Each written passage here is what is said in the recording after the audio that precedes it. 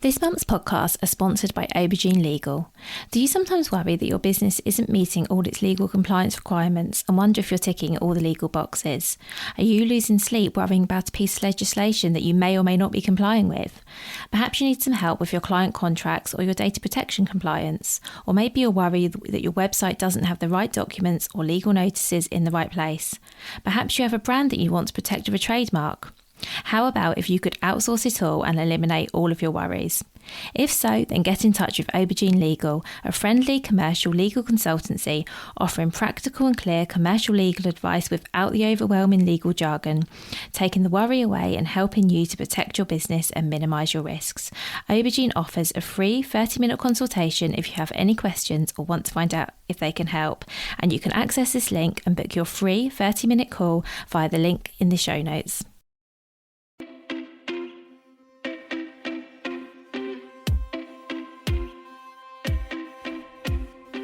Welcome to the Bring Your Product Ideas to Life podcast. Practical advice and inspiration to help you create and sell your own physical products. Here's your host, Vicky Weinberg. Today I'm talking with Vic Green from Greener Beauty. So Greener Beauty is an online store where you can find all the ethical, vegan, cruelty-free and natural beauty products that you love all in one place. So we spoke a lot about Vic's inspiration for setting up her business, how she actually went about it, sort of the vigorous testing she goes through for every product that lands on her site. We spoke about her advent calendar, which is available to buy as you listen to this right now. We also spoke about an experience Vic had with another company earlier this year, a bigger, well-known company, and she has a bit of a cautionary tale that I think we can hopefully all learn from. So I would now love to introduce you to Vic and for you to hear her story. So hi Vic, thank you so much for being here. Thank you so much for having me. Oh, you're so welcome. I'm so excited to talk to you today.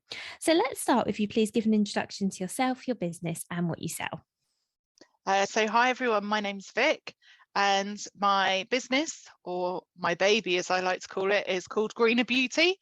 And basically I'm like, someone called me the ethical version of Boots once, which is quite accurate.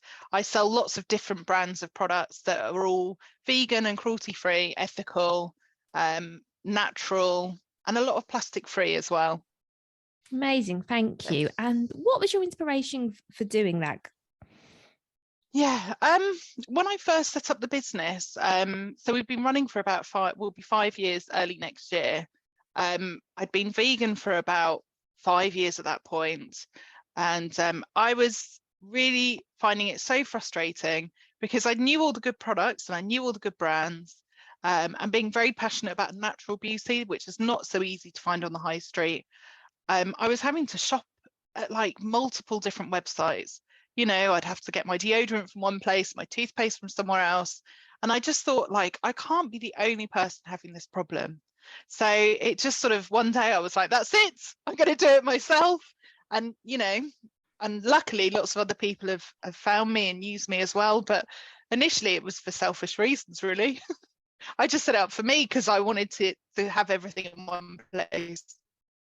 No, that makes total sense. And I think, as you probably found out, because you're experiencing that issue, there probably are so many other people out there with exactly the same thing. Because yeah, I find that myself. You just can't get all the products you want in one place because there isn't like a, well, until you came along, there wasn't like a Boots for beauty products that were sustainable and ethical.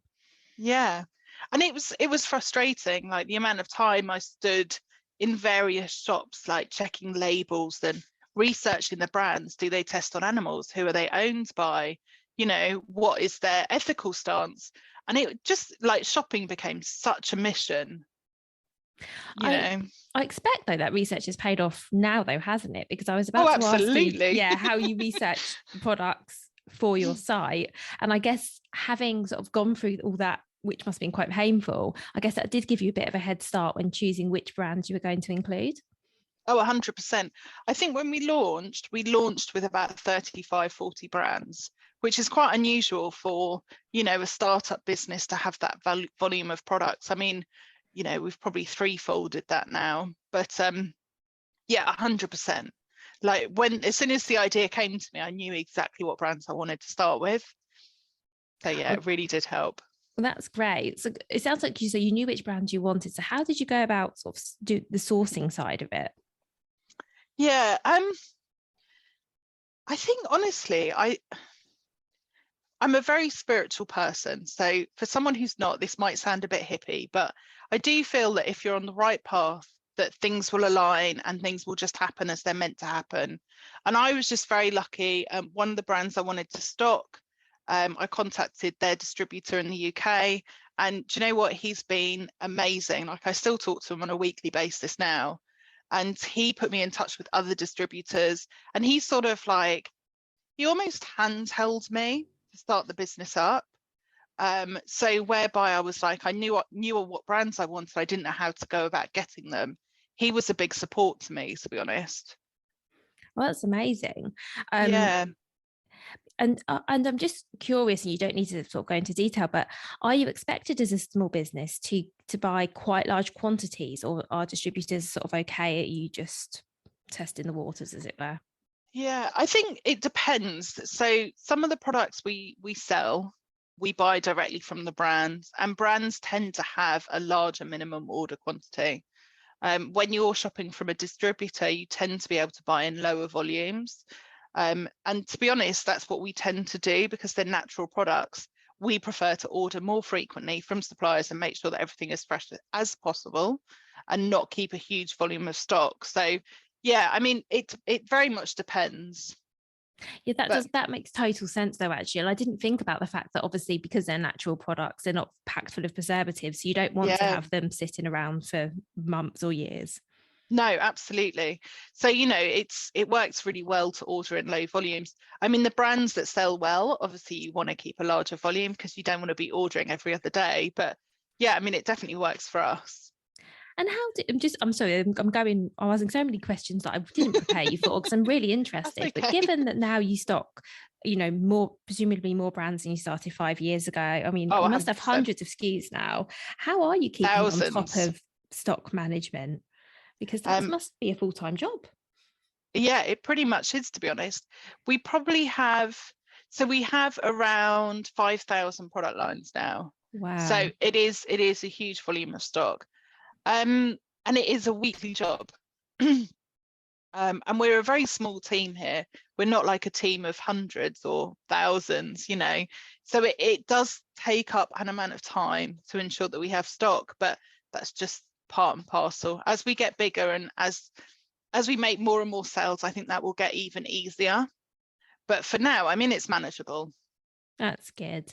And obviously you've grown tremendously in 5 years in terms of even in just terms of the amount of brands and SKUs that you're stocking. So how are you going about finding new products to add? Are you finding that businesses are coming directly to you now, or are you still going out and looking, or is it a bit of both? It's definitely a bit of both. We get contacted an awful lot by brands who want to work with us, which is amazing. When you set up, you never think that's going to happen, but we probably get about 10, 15 brands contact us a week, which is just incredible. And then we also, social media is great to see what other brands are out there. The influencers and people we follow, what products they're using. We quite often find out new brands through those people. So it's a real mix. I mean, I think we're quite unique. I have super sensitive skin. I have really bad eczema as a child, and that's why I'm really passionate about natural beauty. But what sets us apart from a lot of other brands is we test all the products we sell first. So if a brand contacts us, it does not necessarily mean they will definitely be retailing their products. We get the products in, we test them, which is so hard. Isn't it awful just having to use all these new products? What a terrible job. Oh, it's so hard. And then obviously if the products are good enough, then we would retail them. And we don't retail all we test. I would say we probably only retail about 40% of what we test, just because, we might not think the price point is right, or it doesn't smell that great, or it doesn't do what it says it's going to do, or, there could be loads of different reasons. But yeah, we probably only take on about 40% of what we test. Oh, that's amazing. And I think that's also really good for everyone to know that, you're not just stocking every product and every Yeah. brand out there, that you are going through this process. And actually, in terms of the criteria, what other things are you looking for? So if a brand wanted to be stocked with you, what are some of the other things? Because obviously, no animal testing, and Yeah. is it 100% vegan products? What are some of the Yeah. other things? So yeah, everything's 100% vegan. Everything is cruelty-free. We don't have any brands that have animal testing parent companies, so they won't be owned by the likes of L'Oreal or Estee Lauder or Johnson Johnson, Procter & Gamble. I mean, the list goes on, right? I'm not going to tell you all of them, but yeah. So we don't have any brands that are owned by animal testing parent companies. And we also don't sell any brands that sell in China. Now, China's a bit of a wobbly one because there was a law change out there. So for anyone who didn't know, for a long time, China have only allowed products to be sold in China that were tested on animals. And recently that was changed, but it's not for all beauty products. There are definite loopholes, but we made a stance and we've decided we just won't sell any brands that sell in China. And until the law changes 100%, that won't change. Well, that's fantastic. And it's great that, I think you're really giving me the sense that people can buy with you with so much confidence that you've done all the due diligence for them. Because I guess it's coming back to what you were saying earlier. You can spend a long time reading labels and Googling and trying to work out, okay, is this product actually ethical? And it's really nice to know that you've done all the work. Yeah. Yeah, and it is a lot of work. I mean, when we sign up with new brands, we make them sign a contract to ensure that if anything changes in their circumstances, that as soon as it does, they let us know. So if they're going to sell out to L'Oreal, that's obviously their choice, but they have to tell us. And at that point, we'd decide not to sell them, even if it's my favorite mascara. It would be hard, but that would be it. Yeah, no, that would be hard and really sad as well. So I hope that isn't something that happens. I really hope that isn't something that happens too often. It hasn't happened at all in the 5 years we've been going. So really it's not something that I foresee, because a lot of the brands I work with are really ethical brands. So, they're unlikely to sell out to the big animal testing giants. Yeah, I would have thought so, because I guess they're coming from a very similar place, aren't they? Yeah. Although, I mean, what I always find interesting is Anita Roddick with The Body Shop, because she obviously sold out to L'Oreal, and her plans were to change L'Oreal from the inside, which unfortunately, due to her health, that never happened. But, ethical people obviously have a different stance and everyone has a different way of doing things. So never say never. I hope it never happens, but you never know. Yeah. So let's talk a little, if you don't mind, talk a little bit more about your advent calendar. So I know we're going completely off topic, but I know this has been a massive thing, that there's been a lot of hard work. So can you start by telling everybody what your advent calendar is, and then we'll talk a bit more about how you developed it? Yeah. My advent calendar, I have to say, like, if Greener Beauty was my baby, like this would be the main part of it. Like, it takes so much time. I think this year I started working on it in April, and I've decided next year I'm going to start even earlier, because that still wasn't early enough, which is ridiculous, isn't it? The sun's shining outside and everyone's talking about where they're going on summer holidays, and I'm sitting looking at Christmas designs.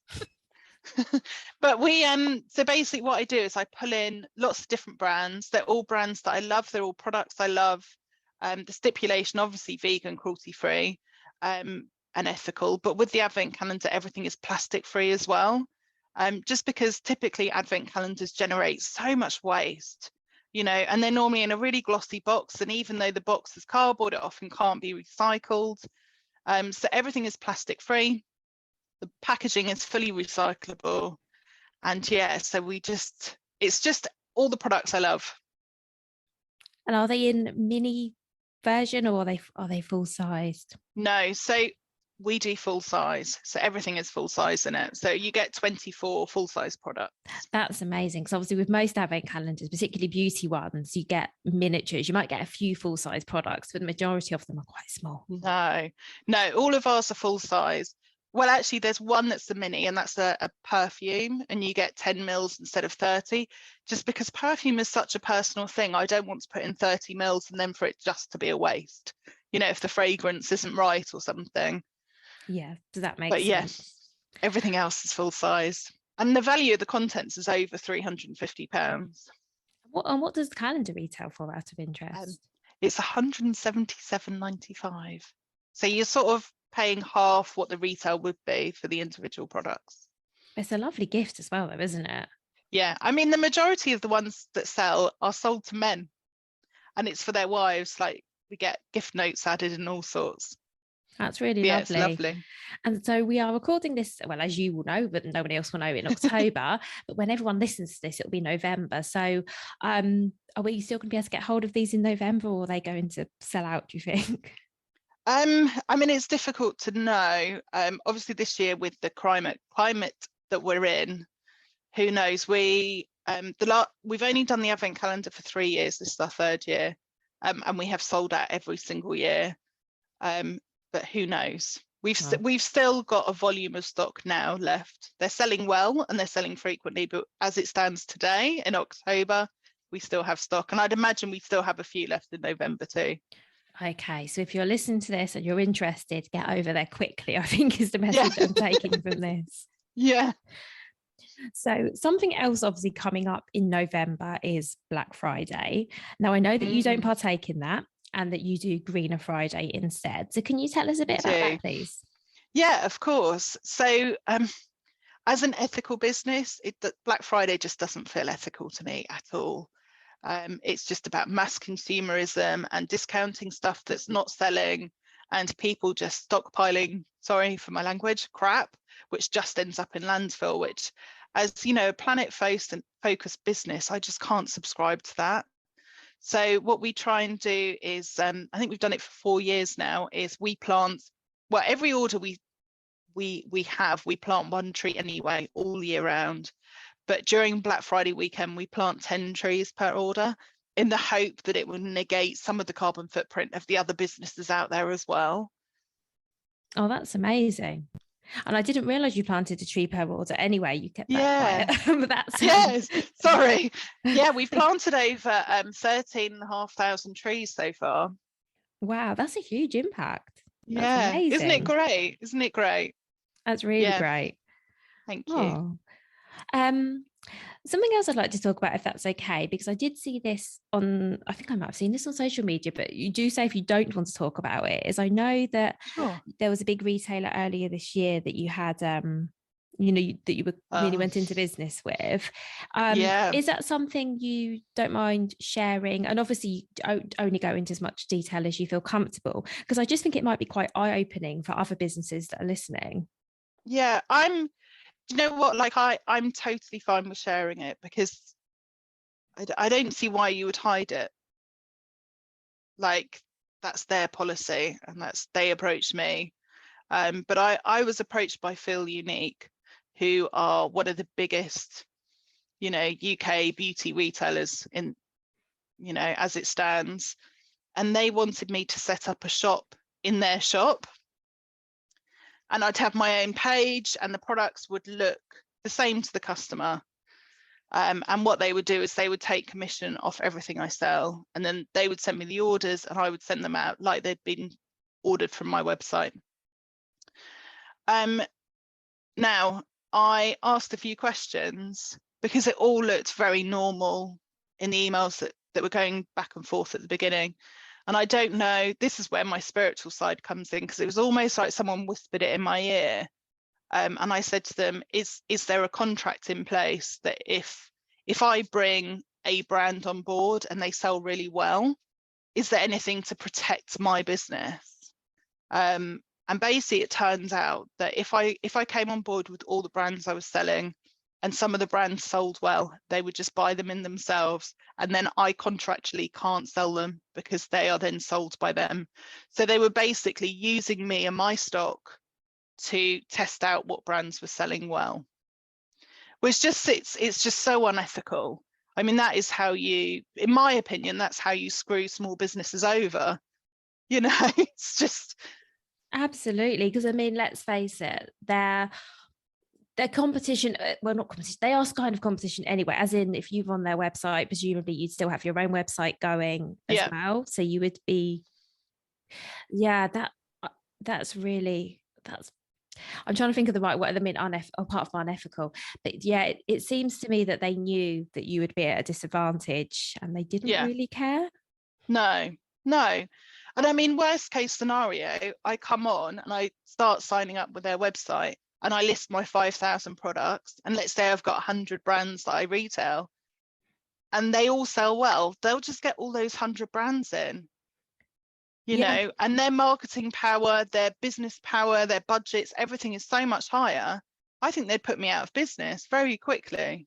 I think so too. I was just about to say that they could effectively just take everything you were doing and do it for themselves, and overnight your business is gone, because there will be people who I don't actually, I don't shop on Feel Unique, so I don't know if they do sell any ethical products at the moment. But let's assume that they do. Let's hope they do. So there might be people who are already buying bits and pieces from there anyway. And then suddenly, if they can get everything they're buying from you over there, I'm not saying that you won't have loyal customers who'll stick with you, because I'm sure you will. Yeah. But there are also those other types of consumers who are going to be like, well, I'm on Feel Unique anyway, so yeah, I'll just fill my basket here because it's more convenient. So that's really not on, is it? No. And thank you for being honest and sharing that, because I do think it's eye-opening, because we all like to think, well, I certainly do, I'm one of life's optimists. I like to think that there aren't people out there trying to take advantage of us, but of course there are. And also, I think it was great that you asked that question as well, because it's all too easy to get caught up in the excitement of something. Oh, I've been approached by this brand and they want to do this with me. And obviously it would be huge for you, but as you say, it might have only lasted 5 minutes. Yeah. I mean, it potentially would have made my business. I mean, their turnover is millions and millions each year, you know, which is nowhere near where I am currently. And I got very excited when I saw that email come in. But I'm glad I asked the question too. Yeah, so I think that's such a good point to sort of make sure that you really go into the fine print, and perhaps even, if you're not confident doing that yourself, find someone else, because I'm sure there are people out there that can do this sort of thing for you. If you're not confident enough to know, okay, what should I be asking and what should I be asking to see, I'm sure you can get someone on board to help with this as well, because. And were they, out of interest, willing to negotiate when you sort of said, okay, that's not on? What was their response?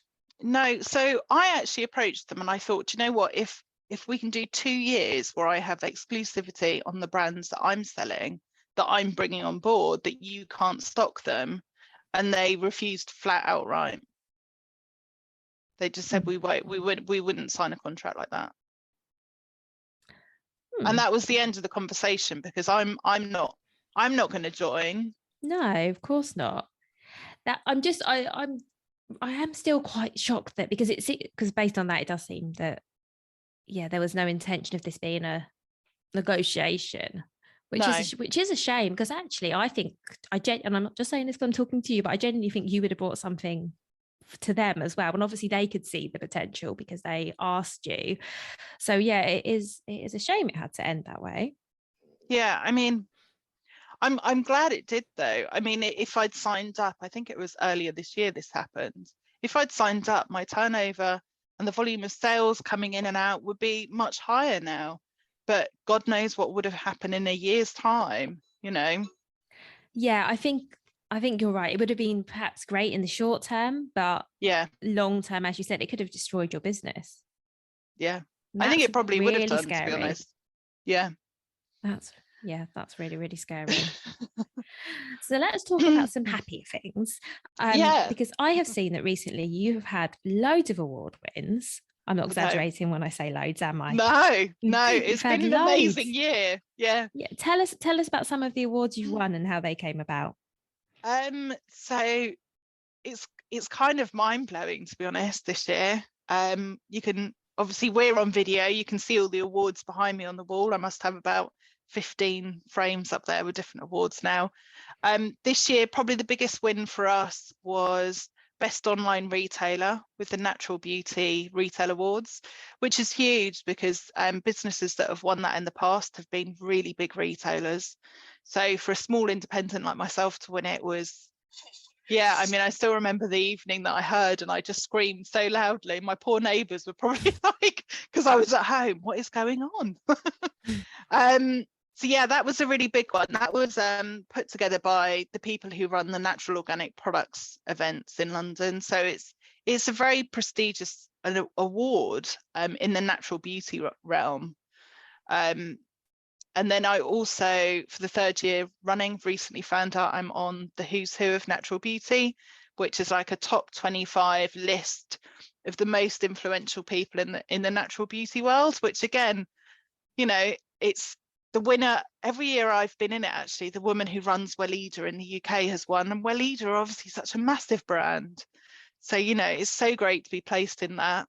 And I'll find out next month, although if you're listeners, it will be this month. I'll find out sort of towards the end of November how I did, because I'm a finalist for the Health and Beauty Great British Entrepreneur of the Year award. Oh, wow. So yeah, busy awards. Really It's busy. been amazing. And it's a lot of work as well, because obviously entering these awards takes a lot of work. Is that something I'm just curious, is that something you're doing yourself? Because that is a lot of work. Yeah, it's interesting actually. So I refuse to pay for awards. I think any award that's worth it is not paid for. I think there are exceptions. I think some of like the Beauty Shortlist Awards, if I created my own products, I'd probably pay for those to go in because they're a prestigious award. But like the Best Online Retailer, they actually contacted me and asked me to enter. So they'd obviously already decided, and it was very easy. I just had to put in contact details, and that was kind of it. Oh, okay. So it wasn't like pages and pages of forms. Oh, that's good. But I guess you still, I mean, are you still having to keep on top of what awards are coming on and what you want to be in the mix for? To be honest, I don't really pay a lot of attention to it. I'm too, you know, for all your listeners who run a business, especially at Christmas time, it's just way too busy to keep an eye on what's going on in terms of what awards are coming up. So, I mean, if something crosses my path and I think, oh, I'd quite like that, then I might enter, but I don't go out of my way really. That's really reassuring, because of all the success you've had, you could be as I was thinking, gosh, you must be putting a lot of time into this. So it's really reassuring to know that you're not putting tons of time and effort in, but you're still doing. No. I mean, that says a lot about your business, yourself and your business, to be honest. But thank you. That's really good to know. And I guess all of those award wins, have they helped with the other things like PR opportunities? I could probably use the PR more, to be honest. I'm not, my background is beauty and IT, so far from marketing and PR and everything else. So I'm sure I could do more with it. I have got a little bit of local press from it, but that's kind of been about it, to be honest. That makes sense. And I think as well, because we all come, depending on what background you come from, I think we all have the things that we're naturally good at and experienced at, and those tend to be the things that we spend the majority of our time on. So how are you getting the word about your business out there? Is it mostly social media, or what are you doing to spread the word and find customers? It's a bit of a mix, to be honest. Social media, definitely. I mean, in this day and age, who couldn't be? We also do things like Google ads, the shopping ad campaigns. I mean, as a product-based business, you couldn't not be on there. I mean, that's probably generates, you know, apart from returning customers, I would say that probably generates 80% of our new customers. That's really interesting, as I've obviously spoke to probably, I want to say hundreds now of product businesses, and you are the first person to specifically talk about Google Shopping. Really? Which isn't to say that nobody else is doing it, because I'm sure that other businesses are. I just think it's something that perhaps people aren't talking about, or it just doesn't occur to them, or maybe I just haven't asked the question. But that's really interesting. And are you finding that that's effective for you? Oh, you obviously are. How is that something that took time to get working for you? Because when I was selling products, I dabbled with Google Shopping, and I actually found it quite hard to get conversions. Is it something you've had to work on, or has it been fairly straightforward from the start? I would definitely say it's a dark art. As a business owner, I am already short of time. So it's one of the things I think, you know, why attempt, especially when you're playing with money, you know, why attempt to do something that you're not really sure about? So I do actually outsource that to a Google Ads specialist, and they run my accounts. I have been between agencies before, and you see, the return on ad spend drop.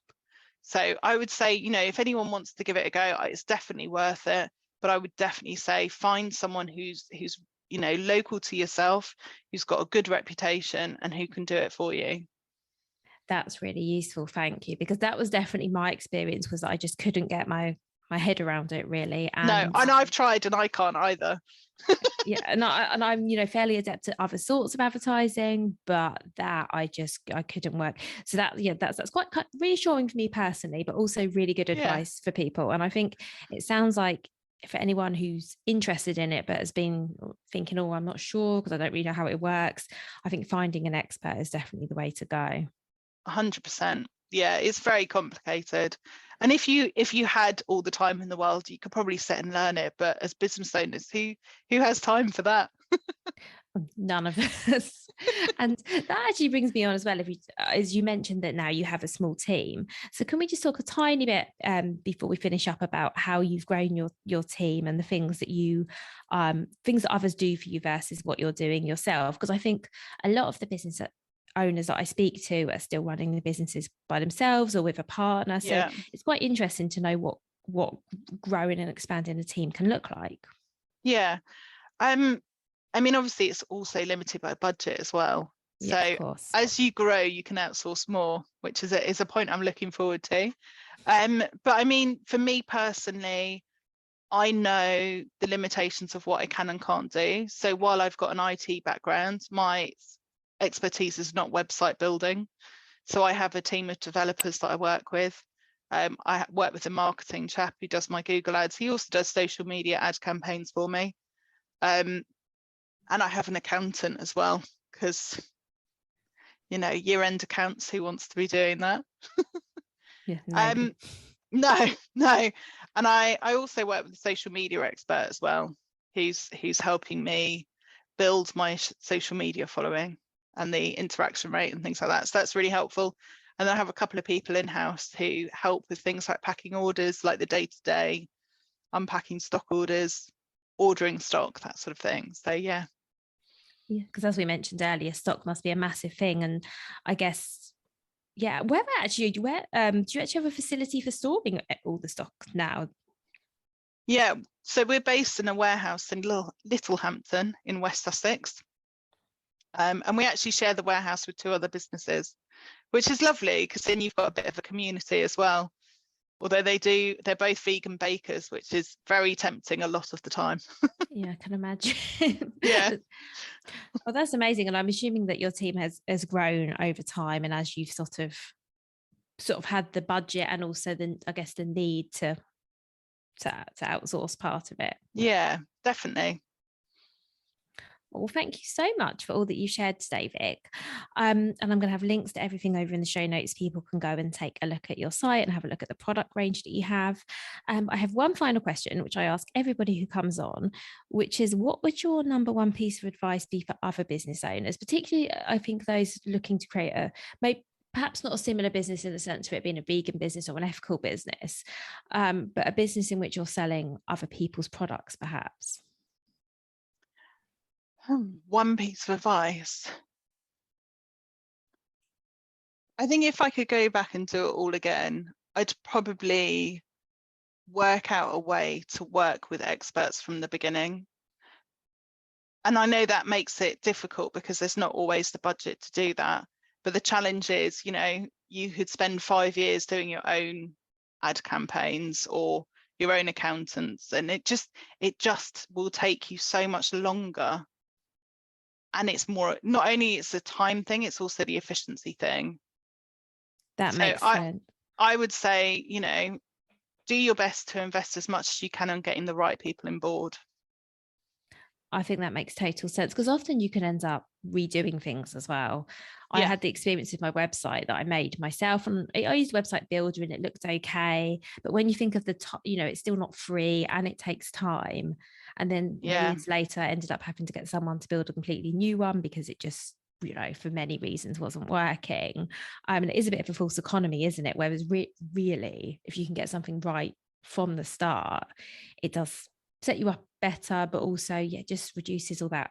I think it's mostly the time element, isn't it? Just the time that you waste by attempting to do everything. And I do know that budgets don't always make it possible, but I think that's good advice if you are able to invest. And I think it's about thinking where any budget you do have is best spent as well.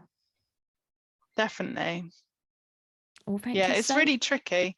I think when we first launched the website, I think since then we've had 4 different versions, and it just, like you say, it just takes time and effort. So well, thank you so much for that, and for everything else that you shared. I've loved talking to you, hearing more about your business. It's been really good. Thank you. Thank you so much for having me. Thank you so much for listening right to the end of this episode. Do remember that you can get the full back catalogue and lots of free resources on my website, vickyweinberg.com. Please do remember to rate and review this episode if you've enjoyed it, and also share it with a friend who you think might find it useful. Thank you again, and see you next week. If you've been inspired to start a podcast in 2024, I really recommend my podcast host, Captivate. Captivate were my top pick when I started podcasting 4 years ago because of how easy it was for a complete novice like me to get started. I've stuck with them for the last 4 years because Captivate is still really simple to use. They keep adding great new features like the ability to share ads like these, and they've just been really reliable. So when you're ready to start your own podcast, you can use the link in the show notes and get a free 7-day trial with Captivate.